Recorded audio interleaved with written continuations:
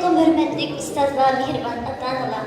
Ben merhaba Osman Dinamullah Newruz'a salam ve âli ihtiram. Ben bugün sizlerge Keldi Newruz adlı şiirimni deklamasiya qılıp bermekçiman. Keldi Newruz, keldi qut, şadlandı dillar bugün. Üç alamet işilsin, çigilgen bolsa tügün. Bugün Newruz bezmisi, tabiatning sadasi. Cilvelensin bu günde Uygurumның siması. İttifaqlaşış günü bu, ilim irfan günü bu. Yeni yılның tacı, xasiyetlik kut gün bu. Ehli bilim ölüma, dihqan qarı sözü var. Çoğunun kiçik yığılgan merifetlik bir gün bu. Köp sözgün hacet Newruz özü bir meşrep. Yaman tadan nadanğa birer ta'lim nasihat. Edep ahlak sorunu inaqlıqның simoli.